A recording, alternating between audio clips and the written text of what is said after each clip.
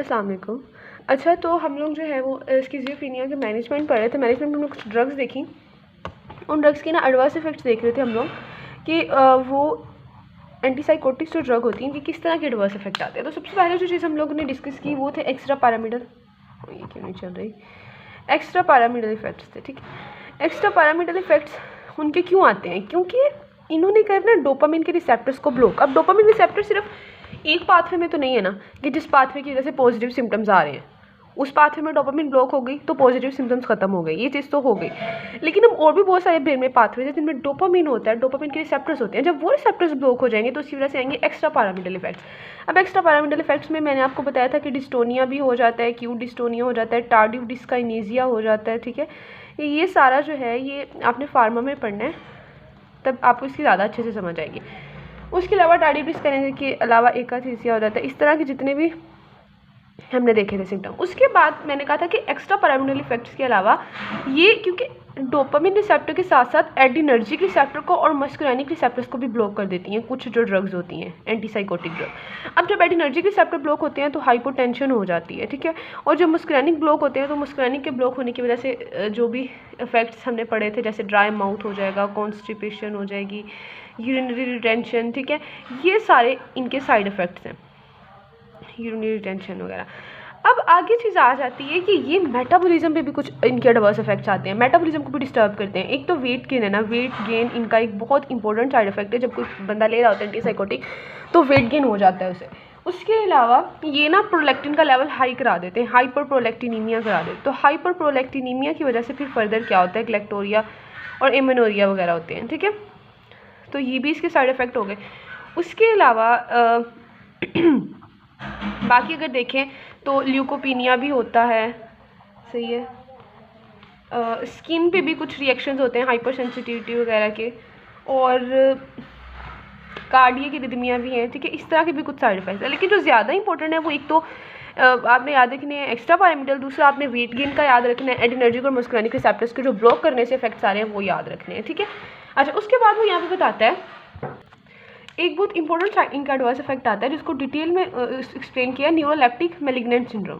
ये ना एक मेडिकल इमरजेंसी होती है। जब पेशेंट को ये वाला इफेक्ट शो हो जाए ना तो ये मेडिकल इमरजेंसी होती है, इसको फ़ौरन से ट्रीट करना पड़ता है। अब न्यूरोलेप्टिक मैलिग्नेंट सिंड्रोम में होता क्या है, न्यूरोलेप्टिक मैलिग्नेंट सिंड्रोम में ना एक तो मसल्स रिजिडिटी हो जाती है, मसल रिजिड हो जाते हैं, सही है, मसल रिजिडिटी हो जाती है। दूसरा जो है वो हाइपरथर्मिया, बॉडी का टेम्परेचर बहुत ज़्यादा हो जाता है, हाइपरथर्मिया हो जाता है। इसके अलावा ऑटोनोमिक इरिटेबिलिटी भी हो जाती है। ठीक है, इस तरह के जो आते हैं इफेक्ट्स तो उसको हमने क्या नाम दिया, हमने उसको नाम दिया न्यूरोलेप्टिक। न्यूरोलेप्टिक इसको कहते हैं वो जो एंटी साइकोटिक ड्रग्स हैं उनको, तो न्यूरोलेप्टिक मैलिग्नेंट सिंड्रोम। ठीक है, ये वाले साइड इफेक्ट सारे होते हैं। अब इसका जो है वो जब पेशेंट आता है तो पेशेंट को फौरी जो है इसका ट्रीटमेंट देना पड़ता है। ट्रीटमेंट क्या है, सबसे पहले तो उसकी वो ड्रग रोक देनी है जो वो यूज़ करा था। ठीक है, एंटीसाइकोटिक्स जो भी वो यूज़ करा था वो बंद करवा देनी है। उसके बाद उसको जनरल जो भी एमरजेंसी ट्रीटमेंट है रिसस्किटेशन, जिसमें मेनली आता है कि उसको टेम्परेचर उसका कम करें क्योंकि उसको हाइपरथर्मिया हो रहा है तो उसको टेम्परेचर उसका कम करना है फ़ौरन। ठीक है, उसके अलावा उसको जो ड्रग्स देनी है ना, अगर उसको मैलिग्नेंट सिंड्रोम हो गया तो उसको एक तो ब्रोमोक्रिप्टिन देनी है, दूसरे उसको डेंट्रोलिन देनी है। अब ब्रोमोक्रिप्टिन क्यों देनी है, क्योंकि ब्रोमोक्रिप्टिन जो होती है ना ये होती है डोपामिन की एगोनिस्ट। तो अभी क्या एंटीसाइकोटिक क्या करती है, डोपामिन रिसेप्टर को ब्लॉक करती है ना, तो ये जो मैलिग्नेंट सिंड्रोम हो रहा है हो सकता है कि इसी वजह से हो रहा हो क्योंकि डोपामिन रिसेप्टर्स ब्लॉक हो गए हैं तो इसलिए हम डोपामिन एगोनिस्ट दे देते हैं। और डेंट्रोलिन क्या है, ये मसल रिलैक्सेंट है, तो क्योंकि उसकी मसल बहुत रिजिड हो रही है जिसकी वजह से हमने उसको डेंट्रोलिन यानी मसल रिलैक्सेंट दे देनी है। अच्छा जी उसके बाद जो चीज़ है वो ये आ जाती है कि एंटीसाइकोटिक ड्रग्स को प्रेगनेंसी में इनका यूज़, प्रेगनेंसी में वो कह रहा है कि ये तो प्रूव नहीं हुआ कि इनका कोई टेराटोजेनिक इफेक्ट्स हैं या नहीं, लेकिन इसीलिए प्रेगनेंसी में हम यूज़ कर लेते हैं। लेकिन तब अगर बहुत ज़्यादा इनका जो है वो यूज़ करने की ज़रूरत हो फिर ही हम इन्हें यूज़ करेंगे। और ज़्यादा जो अच्छी रहती हैं प्रेगनेंसी में वो बिटायरोफिनोन है। ठीक है, ये सेफ़ है थोड़ी बिटायरोफिनोन्स बाकियों की निस्बत, तो बिटायरोफिनोन्स हम देते हैं प्रेगनेंसी में। अब हमने ना पढ़नी है इनकी टाइप्स एंटीसाइकोटिक ड्रग्स को ना दो टाइप्स में डिवाइड कर दिया है, एक है फर्स्ट जनरेशन और दूसरी है सेकंड जनरेशन। वैसे मैंने आपको तकरीबन एंटीसाइकोटिक ड्रग्स का जितना भी हमने पढ़ना था ना वो सारा पढ़ लिया, एडवर्स इफेक्ट भी, मैकेनिज्म भी, सारा कुछ। अब सिर्फ पॉइंट्स को समझ लें, रिवाइज ही करना है। अब फर्स्ट जनरेशन में कौन सी आदत है, अपने फार्मा में नाम याद करने हैं। मैं आपको सिर्फ 2 से 3 नाम बता देती हूँ और वो मेन क्लासेस के नाम है। फर्स्ट जनरेशन में ना फर्दर 3 क्लासेस होती हैं। एक उनमें होती है फिनोथायाजीन, ठीक है। दूसरी होती है बिटायरोफिनोन, जो मैंने आपको बिटायरोफिनोन का बताया कि प्रेगनेंसी में सेफ़र होती है, तो बिटायरोफिनोन्स होती हैं। और होती है ट्राइफ्लोपैराजीन थी शायद, ठीक है। तो ये वाली ड्रग्स हैं जो फर्स्ट जनरेशन में आती हैं। अब आगे जल्दी से देखिए तो कि फर्स्ट जनरेशन वाली ड्रग्स क्या करती हैं। इनका मेन जो अफिनिटी होती है ना वो डोपामिन रिसेप्टर के लिए ही होती है और इन्होंने डोपामिन रिसेप्टर को ही ब्लॉक कराना होता है। तो डोपामिन रिसेप्टर को जब ये ब्लॉक कराती हैं, इसी वजह से जो एक्स्ट्रा पैरामिडल के साइड इफेक्ट्स हैं वो ज़्यादातर इन्हीं फर्स्ट जनरेशन वाली जो है हमारे पास एंटीसाइकोटिक उनके साथ आते हैं, ठीक है। जो ज़्यादा एक्स्ट्रा पैरामिडल के साइड इफेक्ट्स हैं वो इनके साथ आते हैं सेकंड जनरेशन के साथ।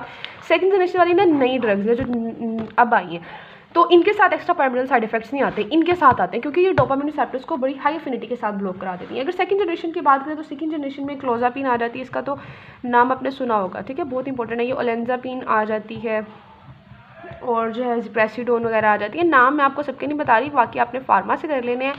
और सेकंड जनरेशन वाली ड्रग्स का अब क्या सीन है कि ये डोपामिन रिसेप्टर्स को तो ब्लॉक करती हैं, लेकिन इनकी ना सीरोटोनिन के रिसेप्टर्स के लिए भी एफिनिटी होती है। तो सीरोटोनिन और डोपामिन दोनों रिसेप्टर्स के ये एंटागोनिस्ट है। और अगर आप लोगों को एटियोलॉजी याद हो, जब हमने एटियोलॉजी पढ़ी थी स्किज़ोफ्रेनिया की, तो हमने कहा था कि स्किज़ोफ्रेनिया का एक ये भी हाइपोथेसिस है कि सीरोटोनिन और डोपामिन के दोनों जो सिस्टम्स होते हैं इनमें कोई मसला आता है, तो इसी वजह से ये ज़्यादा अच्छी हैं। सेकेंड जनरेशन वाली जो नई ड्रग्स हैं ये ज़्यादा अच्छी हैं। और दूसरी चीज़ ये कि इनके साथ एक्स्ट्रा पैरामिडल साइड इफेक्ट्स भी बहुत कम आते हैं, फ्यूर आते हैं, लेस आते हैं, ठीक है, साइड इफेक्ट्स एक्स्ट्रा पैरामिडल जो होते हैं। लेकिन इनके भी कुछ ना कुछ तो साइड इफेक्ट्स होंगे। तो वो जो इनके साइड इफेक्ट्स होते हैं ना वो होते हैं मेटाबॉलिज्म से रिलेटेड। जो हमने मेटाबॉलिज्म से रिलेटेड साइड इफेक्ट्स पढ़े थे ना पीछे एंटीसाइकोटिक ड्रग के, वो इनसे आते हैं सेकंड जनरेशन वाली से। अब उनमें क्या था, एक तो ये कोलेस्ट्रॉल के लेवल को भी ख़राब करा देती हैं, वेट गेन भी करा देती हैं, ग्लूकोज का लेवल भी जो है वो डिस्टर्ब हो जाता है और क्यूटी इंटरवल भी प्रोलॉन्ग कर देती है हार्ट का। इसी वजह से जब कोई पेशेंट सेकंड जनरेशन ले रहा है तो उसकी रेगुलर मॉनिटरिंग होनी चाहिए, उसको ब्लड में जो है लेवल्स चेक करते रहना है, रेगुलर मॉनिटरिंग करनी है किस किस चीज़ की। एक तो कोलेस्ट्रॉल के लेवल्स की करनी है कि कोलेस्ट्रॉल उसका लेवल कितना चल रहा है, ठीक है, ब्लड शुगर लेवल की करनी है, और उसके अलावा उसके जो है वो क्यूटी इंटरवल की करनी है ईसीजी करके, ताकि ये पता चलता रहे कि क्या उसके साइड इफेक्ट्स तो नहीं आना शुरू हो गए सेकंड जनरेशन के, क्योंकि ये मेटाबॉलिज्म रिलेटेड साइड इफेक्ट्स देती है मेनली। अच्छा जी, उसके बाद ये चीज़ मैंने बता दी कि इनका सीरोटोनिन के लिए भी एफिनिटी होती है डोपामिन के साथ। लेकिन जब जितनी चीज़ जो अच्छी होती है उसकी कीमत उतनी ही बढ़ा देते हैं। तो सेकंड जनरेशन का एक ये है कि ये एक्सपेंसिव होती हैं, इसीलिए फिर आज तक हम लोगों को फर्स्ट जनरेशन भी यूज़ करनी पड़ी है। हालांकि जब हमारे पास एक अच्छी ड्रग है तो हम क्यों फर्स्ट जनरेशन दे रहे हैं, लेकिन क्योंकि इनकी एक तो कीमत ज़्यादा होती है, एक्सपेंसिव होती हैं, ठीक है, और दूसरी चीज़ ये कि ये जो होती हैं वेट गेन बड़ा कराती हैं, ठीक है। और इनकी एक ड्रग है क्लोजापिन जो कि सबसे इंपॉर्टेंट है इनमें, और जो हमारी फर्स्ट लाइन थेरेपी होती है यूजली जो भी स्किज़ोफ्रेनिया पेशेंट हमारे पास आता है, तो क्लोजापिन जो होती है ना, इसका याद रखना है कि क्लोजापिन ए ग्रेन्युलोसाइटोसिस करा देती है। इसी वजह से फिर जो है वो इतना ज़्यादा हम इन्हें यूज़ नहीं करते क्योंकि इनके साइड इफ़ेक्ट्स भी आते हैं। होए ये मैनेजमेंट हमने सारी डिटेल में पढ़ ली विद एडवर्स इफेक्ट। एंड पर आपने ना तकरीबन हर ही डिसऑर्डर की जब मैनेजमेंट लिखनी है ना, तो ड्रग्स वगैरह के लिखने के बाद एंड पे आपने 2 पॉइंट्स लिख देने हैं। एक आपने साइकोलॉजिकल मैनेजमेंट लिख देनी है कि साइकोलॉजिकल मैनेजमेंट भी पेशेंट की करनी है ड्रग्स के साथ साथ। स्किज़ोफ्रेनिया के पेशेंट की मतलब उसको डॉक्टर ने रीअश्योर कराना है, डॉक्टर के साथ उसका बॉन्ड अच्छा होना चाहिए, एक सपोर्ट मिलनी चाहिए डॉक्टर से। और एक आपने साइकोलॉजिकल मैनेजमेंट के बाद सोशल मैनेजमेंट भी लिख देनी है कि उसकी फैमिली को और फ्रेंड्स को एजुकेट करना है कि इसको सोशली सपोर्ट करें और इमोशनल सपोर्ट दें इसको, फिर ये ठीक हो सकता है। तो बस ये आपने इतने पॉइंट्स लिख के इसको ख़त्म कर देना है, ठीक है।